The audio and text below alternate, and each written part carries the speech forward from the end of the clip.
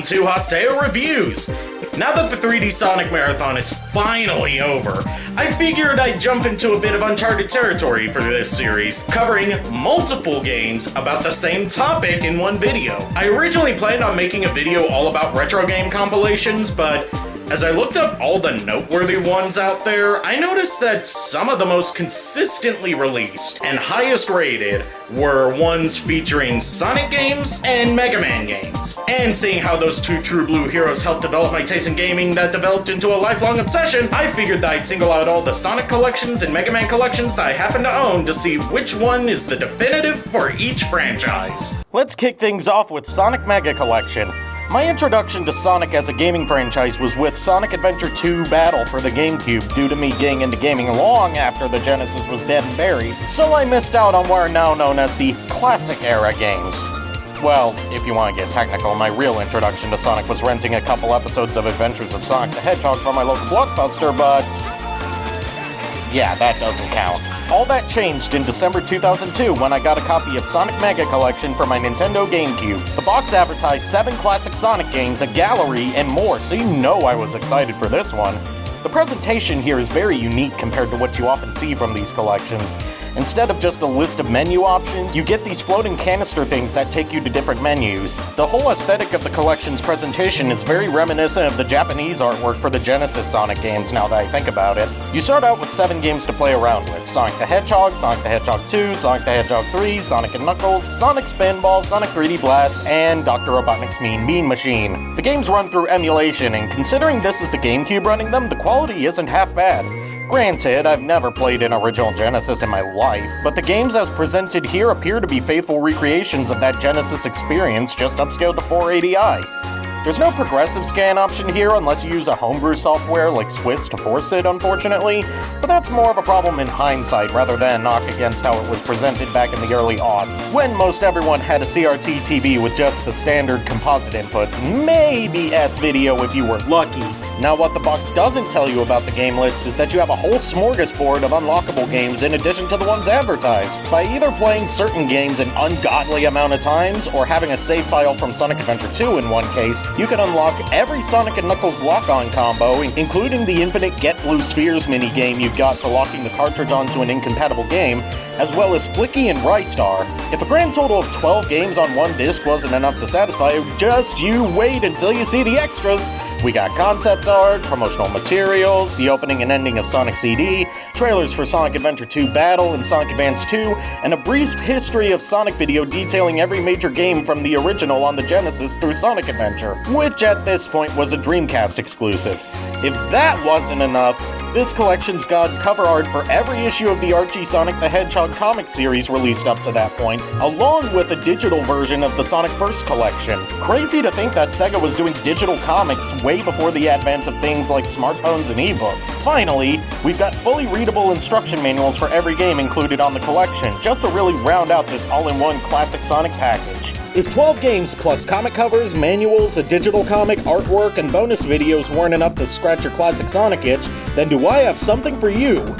Sonic Mega Collection Plus is an updated re-release of Sonic Mega Collection for the PS2, Xbox, and PC that includes more games and bonus content, along with completely redesigned menus, unlockable hints to help you through the game, and save states in every game. You get the base 12 games plus 2 games that were exclusive to the Japanese release of the original Mega Collection, the Ooze and Comic Zone. Now, I haven't played this collection long enough to unlock either of those, so here's a third-party Bruticus that I got on eBay, and oh my god, this thing is huge! In addition to those games, you also get 6 Game Gear games, namely Sonic the Hedgehog, Sonic Chaos, Sonic Drift, Sonic Labyrinth, Dr. Robotnik's Mean Bean Machine, and Sonic Blast, and let me tell you, you haven't experienced true hell until you've played Sonic the Hedgehog on the Game Gear. The comic selection has been updated to include more covers of recent issues, the concept art has been expanded, and the videos have all been replaced with work-in-progress versions of Sonic Heroes cutscenes, seeing as Sonic Heroes was the most recent mainline entry at that point. It's interesting to see a version of Sonic Heroes opening animation that was so early in development that Crush 40 hadn't even finalized the lyrics for the theme yet, meaning we get a minute of Johnny Joeli scatting over the instrumental track, but in all honesty, I wish they had at least kept the history of Sonic video and the Sonic CD opening and ending, especially given how mediocre Sonic Heroes ended up being. Still, It wasn't common back then that you got to see in-development versions of new games, so this was a neat bonus at the time. Now, if you looked at those two collections and said, yeah, that's nice, but I want to play Sonic CD and a bunch of stuff that wasn't good enough for these two collections, you're in good luck. Sonic Gems Collection came out in 2005 for the GameCube in North America, as well as the PS2 in Japan and Europe. If you were like me back in 2005, you bought this one just to play one game, Sonic CD. And unfortunately, it's not the Sega CD version, as Sega had trouble emulating both the Genesis and the CD add-on with just the GameCube, so instead we get the Windows 95 port with its bit-crush sound effects, North American-only soundtrack, and cutscenes with desynced audio and video. It's still playable, but in this day and age, there's no reason to spring for this over the Taxman and Stealth remake on more modern systems and mobile phones. Also included are Sonic the Fighters, Sonic's one and only attempt at breaking into the fighting game genre before he found his home in Super Smash Bros., everyone's favorite punching bag Sonic R, the remaining Game Gear games, and 2 unlockable games, Vector Man 1 and 2. Japan got 4 additional games, namely the Streets of Rage trilogy and Bonanza Brothers, but those were cut from the international release for some unknown reason. Digital manuals make a return, and the gallery has been expanded into an entire museum of concept art, promotional art, advertisements, promotional videos, another history of Sonic video, and short playable demos of other Sonic games not included in the Gems Collection, i.e., the ones from the Mega Collection. Sonic Gems Collection is a misleading name for this compilation. Sonic CD excluded? These aren't the hidden gems of the Sonic series, they're the backwash of the classic era. The games that no one brings up other than to say, oh yeah, that existed. Sonic compilations would continue to come out every now and then on newer platforms, but I don't own any of those, and those ones were more so general Sega Genesis collections than Sonic-focused ones, so that drifts away from the main topic of this video. Out of the 3 Sonic compilations covered here, it's a toss-up between Mega Collection and Mega Collection Plus, so you can't go wrong with either one, so just pick up whichever one you happen to own the respective platform for. Now it's finally time to move on to Mega Man. The Blue Bomber is no stranger to compilation re-releases. Hell, I think I own more copies of the classic series in some way, shape, or form than I own pets. So, at least 3. Mega Man Anniversary Collection came out in 2004 for the PS2 and GameCube, with a port to the Xbox coming out a year later. Included are Mega Mans 1 through 8, plus the unlockable arcade games Mega Man the Power Battle and Mega Man the Power Fighters. Purists might be wary of this collection, however, as several updates were made to the games included. Games 1 through 6 now include the Navi mode previously featured in the Japan-exclusive Rockman Complete Works releases for the PS1, translated into barely helpful English. The difficulty selection option was removed from Mega Man 2, meaning you play on difficult mode by default unless you go into the collection's options menu and change your setting there. The pause glitch was also removed from Mega Man 1, meaning that beating the Yellow Devil just got a hell of a lot harder! Mega Man 8 also features some sound corruptions, with explosions being ear-shatteringly loud, and the second set of Robot Masters having their voices pitched up like they're on helium. Mega Man 7 is also infamously missing part of its ending for no discernible reason. I don't own the PS2 version, so I can't comment on how it runs the games, but the GameCube version is a sin against Mega Man due to one simple mix-up. The jump and shoot buttons are swapped. This causes immense amounts of damn you muscle memory if you're used to how Mega Man usually plays, because now you'll have to get used to B jumping and A shooting. Why do this? And there's no option to remap the controls, so this is what you're stuck with. Thankfully, the Xbox version omits this issue by having a button layout that actually makes sense. Just don't play it on Xbox 360 or else stuff like this happens. As far as bonus content goes, you get music tracks, remix songs, concept art, and an unlockable video exclusive to each version. The PS2 version got the first episode of the Ruby Spears Mega Man cartoon, the Xbox version got the first episode of Mega Man NT Warrior, and the GameCube version got stuck with a Circle Jerk G4 interview with Keiji Inafune years before he helped torpedo Capcom's reputation for the better part of a decade, left the company to form his own, leading to almost 10 years of no Mega Man games apart from shitty mobile cash grabs, and then subsequently nuking his own reputation with this monstrosity.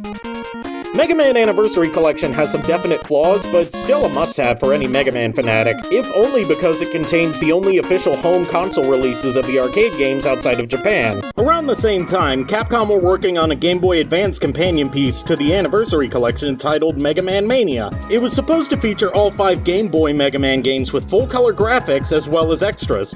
However, the game was delayed, allegedly due to Capcom losing the source code for the games, before finally putting it on indefinite hold, or as us Mega Man fans like to call it, Capcommed.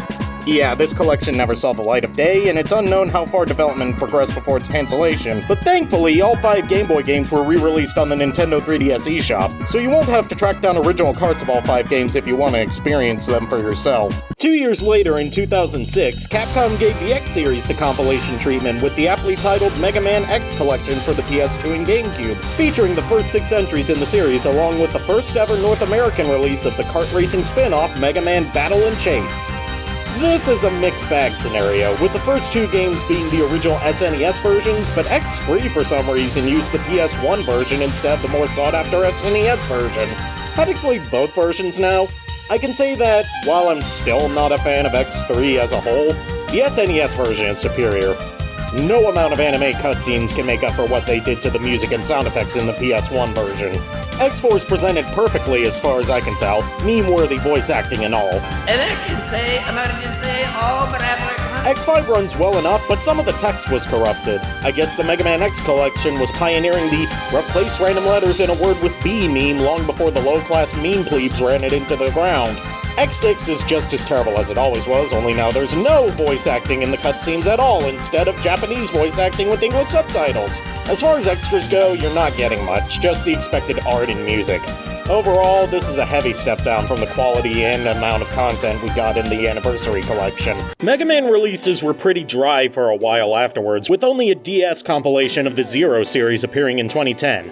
I don't own it at the time of this video, so I don't have anything to say on it. After getting a big fat nothing in 2012 for the 25th anniversary, Capcom threw Mega Man fans a bone in 2015 on the PS4, Xbox One, PC, and 3DS, and in 2018 for the Switch with the Mega Man Legacy Collection. I was skeptical of this at first, especially since it only contained Mega Man 1 through 6, while the Anniversary Collection I had owned for over 10 years had more games on it. However, after giving it a shot, I was pleasantly surprised. The emulation here is more faithful to the original NES releases. You have an option to play either the North American or Japanese versions, a rewind feature, save states, graphics filters, all of the original glitches and exploits are intact, and border art to fill up the blank space on your widescreen TV. Also included in the package are challenges inspired by Mega Man 9 and 10's challenge modes, online leaderboards, an art gallery, and every track from every game in the collection to listen to from the menu. Add in a reasonable asking price, and the fact this game goes on sale more often than the shovelware that clogs up the PlayStation Store's arteries, and you've got yourself a fantastic deal. After the sales success of Mega Man Legacy Collection, Capcom released Mega Man Legacy Collection 2 in 2017 for PS4, Xbox One, PC, and 2018 for Switch. This rounded out the classic series by including 7, 8, 9, and 10, along with the returning challenge mode and galleries. Once again, the emulation is on point, with Mega Man 7 even including the full ending this time. 9 and 10 also have their respective DLC characters unlockable via either beating the game or entering a cheat code at the title screen. Thrown in alongside the concept art is an option to do practice battles with each of the Robot Masters to hone your skills and learn their patterns and weaknesses. Definitely a welcome addition for beginners. But definitely the most noteworthy inclusion of all was this mysterious piece of concept art lumped in with Mega Man 8, but not seen in any game before by anyone outside of Capcom. Fans speculated on what it could be until the 38th anniversary livestream revealed it was a secret teaser for Mega Man 11. How cheeky to announce a game people had been requesting for years in a way that nobody at the time noticed. Also announced during the livestream were legacy collections for the Mega Man X series. Yes, collections, as in plural. Launching on the same day in 2018, Mega Man X Legacy Collection 1 features the first 4 games, while Collection 2 features games 5 through 8. Both compilations also include the Day of Sigma OVA for Mega Man Maverick Hunter X, an extensive gallery of Mega Man X toys, comics, promo art, concept art, bios, and a sound test, as well as a brand new mode created specifically for these collections, X Challenge. X Challenge pits X against a series of 2-on-1 fights with a limited loadout of special weapons. These 2 twists on the standard boss fight formula make you completely rethink your strategies for these fights, and it's loads of fun to tackle it to try to beat your previous record. However, there's a glaring issue here. This didn't need to be 2 separate collections, because anyone with a general knowledge of the X series knows that the franchise went downhill and never really got a chance to fully recover after X4 or debatably X5. This leads to the second collection being filled with trash games that you'd only want for completion's sake. X6 also saw its intro music removed and replaced with a generic instrumental track due to licensing issues with the original artist. which is lame. Now, for which Mega Man collection takes the MVP crown, I have to give it to Legacy Collection 1. I may not have much nostalgia for the NES games, I was always more of a Legends/X guy, but this collection just knocked it out of the park, while also making it more accessible to newcomers with the addition of save states and rewind. Well, I think that about covers it for Sonic and Mega Man compilations. Tune in next time for, oh right, there's still one Sonic entry that I haven't talked about. Sega released the Sega Smash Pack Volume 1 on Dreamcast in 2001. It's technically not a Sonic-focused collection, but the first Sonic game is included, so we might as well check it out.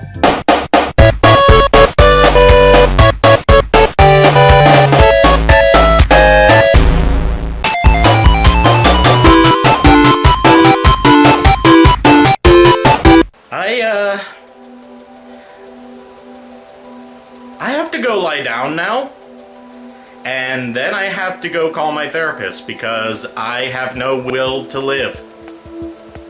See you in the next one.